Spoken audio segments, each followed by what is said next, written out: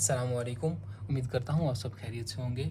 इससे पिछली वीडियो में हमने कुछ पेरिफेरल न्यूरोपैथीज़ के बारे में पढ़ा था। उन्हीं में से एक पेरिफेरल पोलीन्यूरोपैथी है, गिलेन-बार सिंड्रोम। आज देखते हैं कि गिलेन-बार सिंड्रोम क्या है। इसकी डेफिनेशन ये है कि acute inflammatory demyelinating polyradiculoneuropathy which is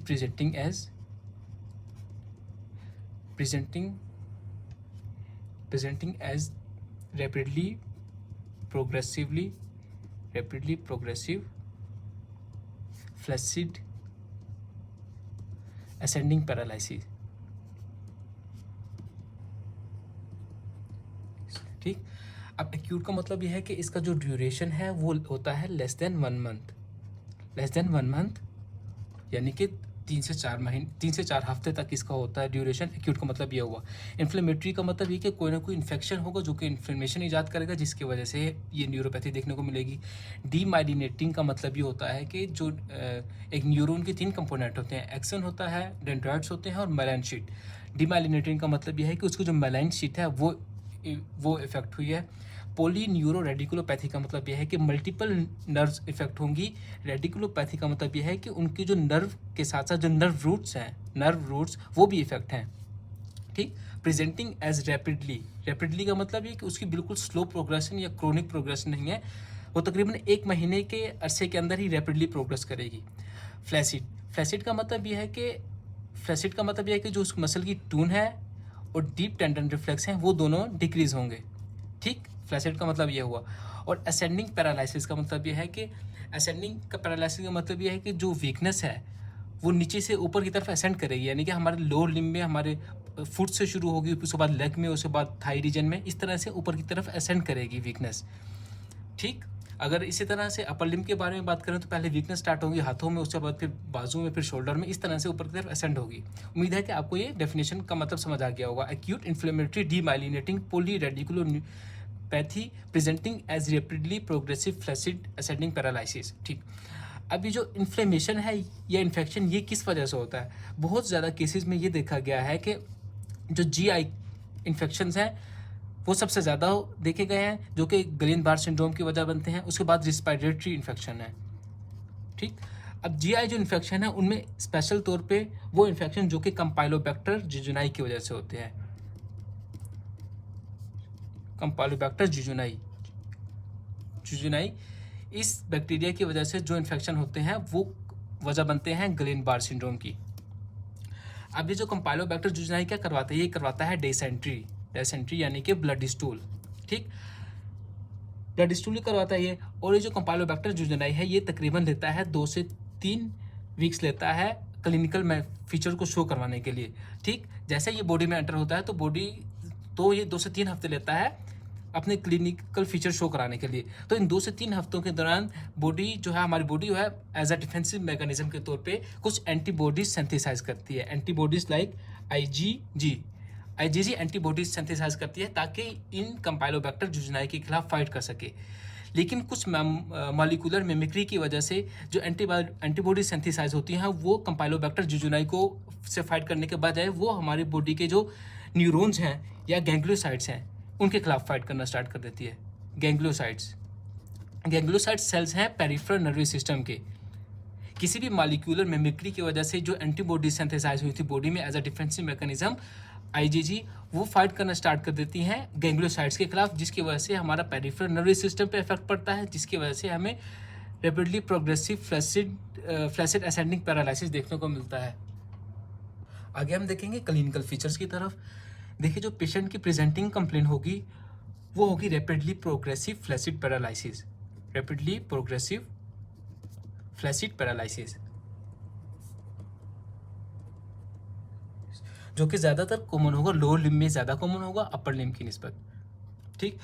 उसके अलावा हमने ये देखा था कि जो एक पेरिफेरल नर्व होती है इसके 3 कंपोनेंट होते हैं। एक होता है मोटर कंपोनेंट, एक होता है सेंसरी कंपोनेंट और एक होता है ऑटोनोमिक कंपोनेंट। अगर सेंसरी कंपोनेंट के ऊपर इफेक्ट पड़ेगा तो उससे असेंडिंग सेंसरी डेफिसिट मिलेगा।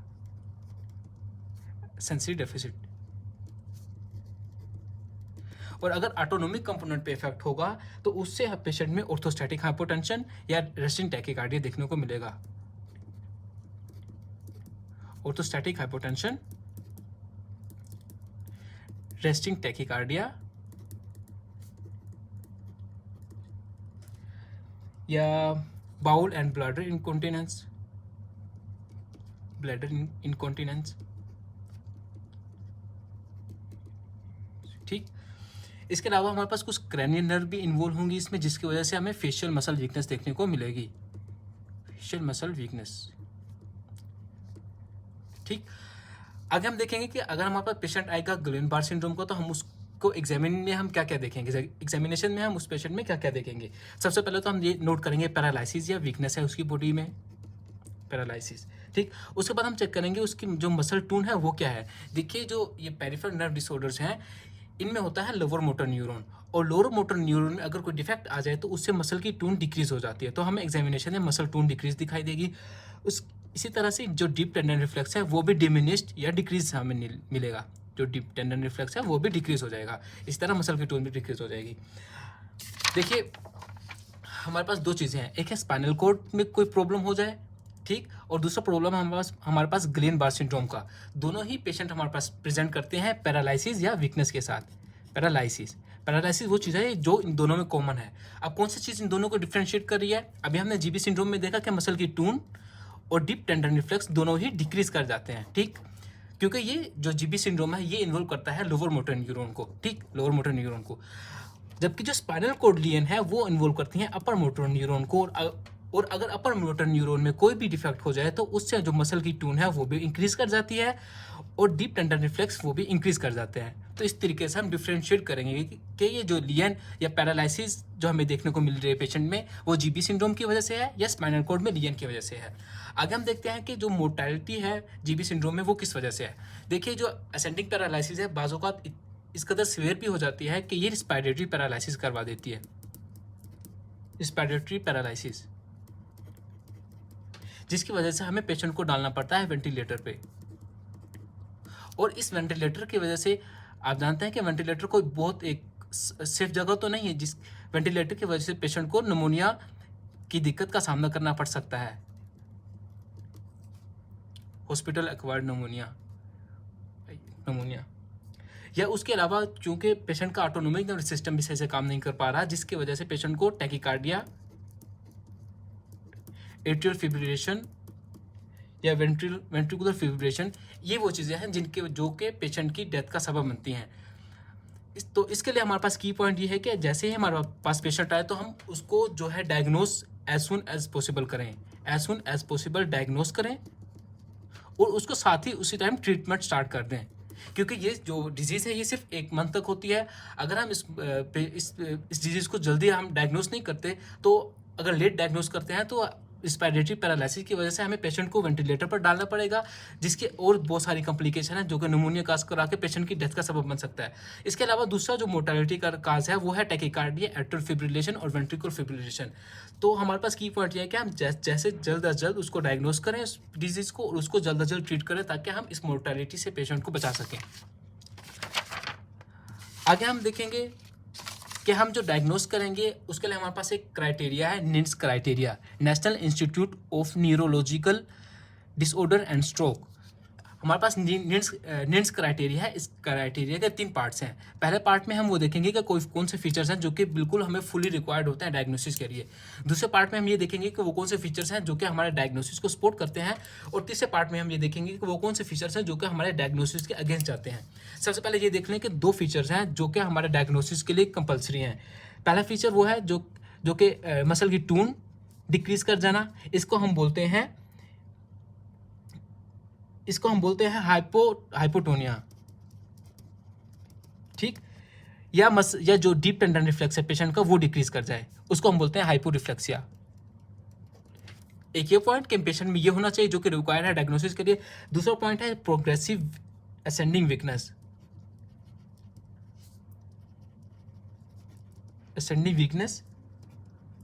Weakness of muscles of more than 1 limbs, यानी कि एक से ज़्यादा लिम्स, या तो हो सकता है बहुत अपर लिम में या ऊपर वाली बहुत लोअर लिम में, या अपर लिम में हो ये लिम्स, मोर देन 1 लिम्स, ठीक। ये 2 फीचर्स हैं जो कि कंपलसरी हैं गुइलेन-बार सिंड्रोम के डायग्नोसिस के लिए। उसके अलावा कुछ और फीचर्स हैं जो कि सपोर्ट करते हैं डायग्नोसिस को। फॉर एग्जांपल जो ये डिजीज़ का ड्यूरेशन है ये 3 से 4 वीक्स तक रहे, 3 से 4 वीक्स तक। और बहुत ज़्यादा केसेस में ये जो ड्यूरेशन है रहता है लेस देन 2 वीक्स, ठीक। और दूसरा पॉइंट ये है कि जो लिम्स के मसल्स वीक हो रहे हैं वो रिलेटिव सिमेट्री में हो, रिलेटिव सिमेट्री ऑफ सिम्टम्स।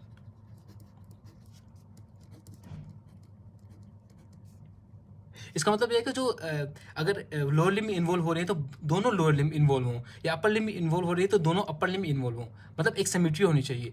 जो एसिमेट्रिकल डिजीज होते हैं उसमें कोई एक नर्व इन्वॉल्व होती है और वो सिर्फ किसी एक साइड को हमारे पास वीकनेस करा रही होती है, जबकि अगर हम देखेंगे कि रिलेटिव सिमेट्री देखने को मिलती है जीबी सिंड्रोम में। तीसरा जो पॉइंट है वो है माइल्ड सेंसरी इन्वॉल्वमेंट, क्योंकि हमने देखा कि ये पेरिफेरल नर्व का डिसऑर्डर है और पेरिफेरल नर्व में सेंसरी इन्वॉल्वमेंट भी होती है, तो इसमें हमें माइल्ड सेंसरी इन्वॉल्वमेंट देखने को मिलेगी,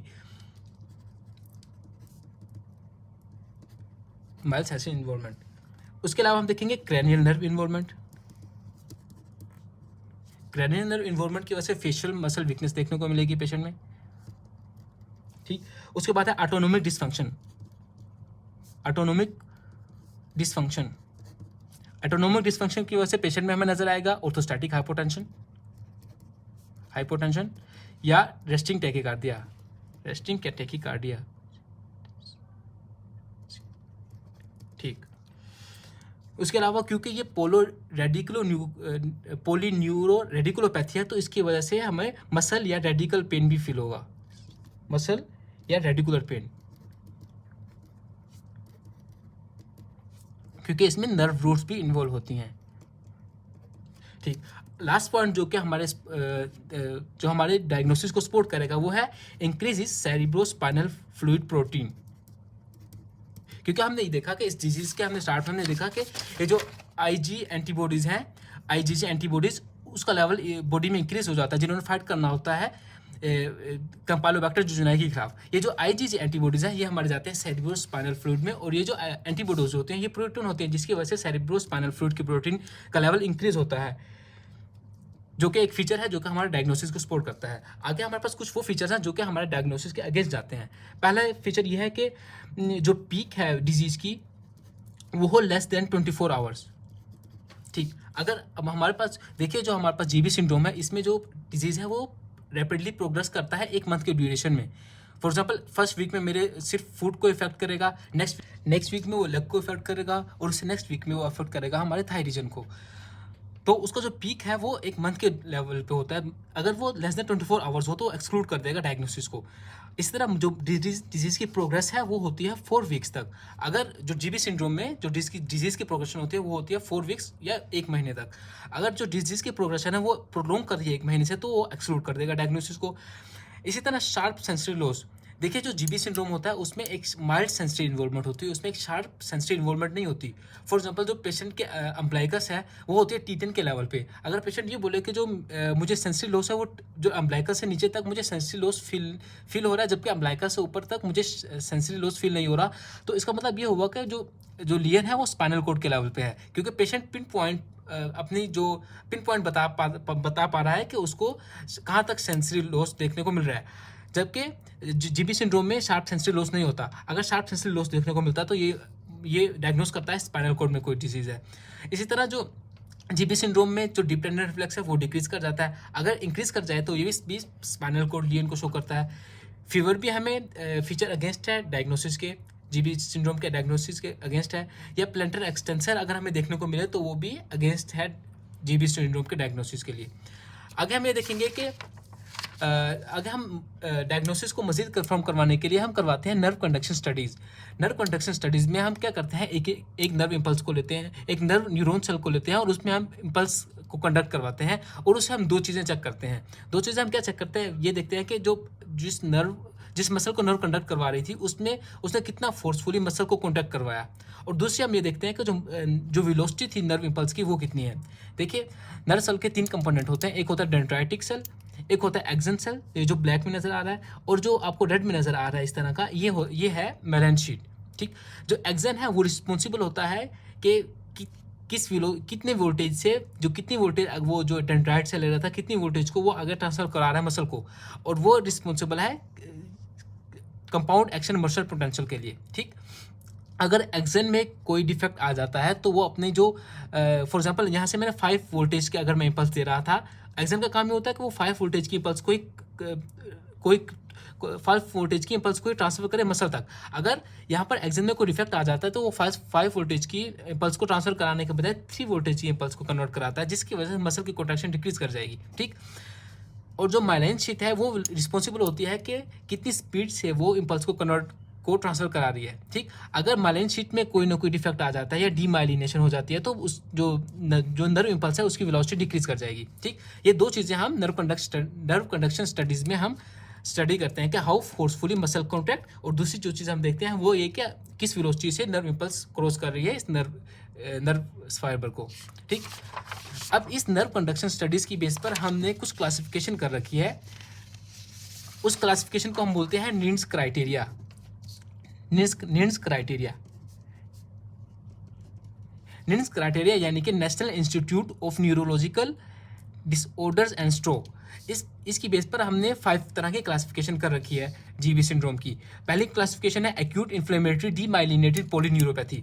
देखिए ये है डीमाइलिनेटेड यानी कि माइलिन शीट इफेक्ट है, यानी कि जो उसकी नर्व फाइबर है उसकी वेलोसिटी डिक्रीज हो जाएगी। ठीक, यह है nerve conduction studies. Nerve conduction studies में हम ये देखेंगे कि जो कंपाउंड वेलोसिटी है वो डिक्रीज कर जाएगी क्योंकि माइलिन शीट के ऊपर इफेक्ट आया हुआ है, और जो क्योंकि अब एक्सन के ऊपर कोई भी डिफेक्ट नहीं आया हुआ तो जो कंपाउंड एक्शन मसल पोटेंशियल था वो रहेगा नॉर्मल। ठीक, और जो मोस्ट कॉमन एंटीबॉडी हम इसमें देखेंगे वो है anti GM1 antibody, GM1 antibody देखने को मिलेगी, और यह मोस्ट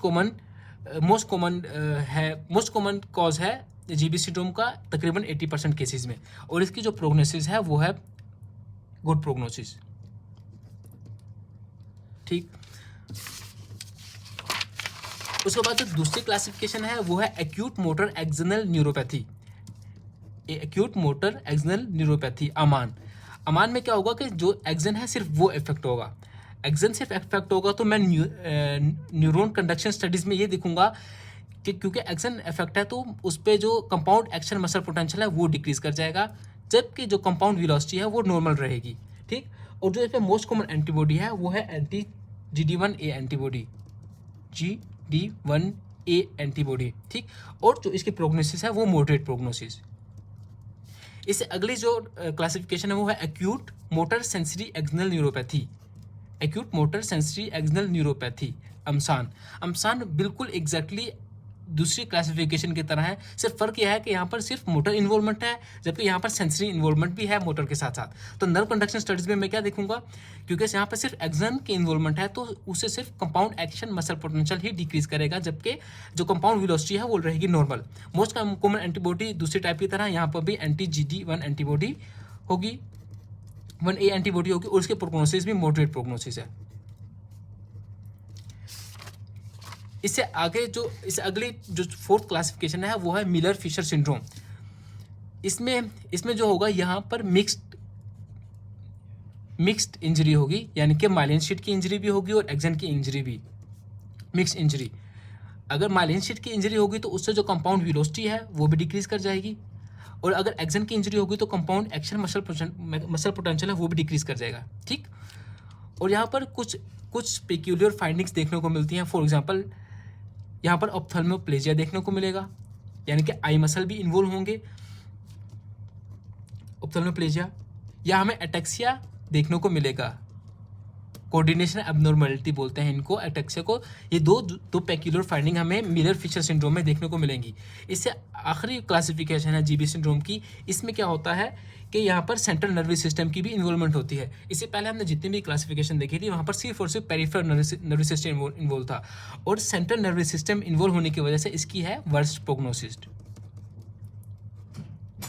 ठीक, जो इससे ऊपर मिलर फिशर सिंड्रोम था इसकी प्रोग्नोसिस थी पुअर। ठीक, और इसमें एंटीबॉडी प्रेजेंट होती है GQ1B। ठीक, यहाँ तक हमने देख लिया जो क्लासिफिकेशन थी। इसके बाद हम देखते हैं कि मैनेजमेंट कैसे करेंगे। देखिए जो मैनेजमेंट है उसमें हमारे पास स्टीरॉइड्स बिल्कुल फ़ायदा नहीं देते, क्योंकि जो स्टीरॉइड्स हैं वो उनकी जो एफिकेसी होती है बी लिम्फोसाइट्स पे वो लेती है 3 वीक्स का टाइम ड्यूरेशन लेती है, जबकि ये जो टोटल डिजीज़ है ये ऑलमोस्ट है 3 से 4 वीक्स का। तो स्टीरॉइड्स तो हमें फ़ायदा नहीं देंगे, क्योंकि वो जो टाइम ड्यूरेशन ले रहे हैं बी लिम्फोसाइट्स को एफिकेसी शो कराने के लिए, वो 3 वीक्स का है। फिर हमारे मैनेजमेंट में क्या क्या होगा, हम क्या करेंगे, आईवी इम्यूनोग्लोबिन्स देंगे। आईवी इम्यूनोग्लोबिन्स जो कि न्यूट्रलाइज करेंगे एंटीबॉडीज़ को क्या करेंगे, न्यूट्रलाइज करेंगी, पहले मैनेजमेंट। दूसरे मैनेजमेंट के तौर पे हम कराएंगे प्लाज्माफेरेसिस। प्लाज्माफेरेसिस के थ्रू हम ब्लड पेशेंट के ब्लड से एंटीबॉडीज़ को रिमूव करवा सकते हैं, ठीक। और तीसरा मैनेजमेंट में हम ये देखेंगे, अगर पेशेंट में कोई रिस्पायरेटरी पैरालिसिस के रिस्क है तो हम उसमें क्या कराएंगे, वेंटिलेटर सपोर्ट देंगे हम, वेंटिलेटर सपोर्ट। तो यहाँ तक हमारा टॉपिक होता है कंप्लीट। उम्मीद करता हूँ आपको ये वीडियो पसंद आई होगी।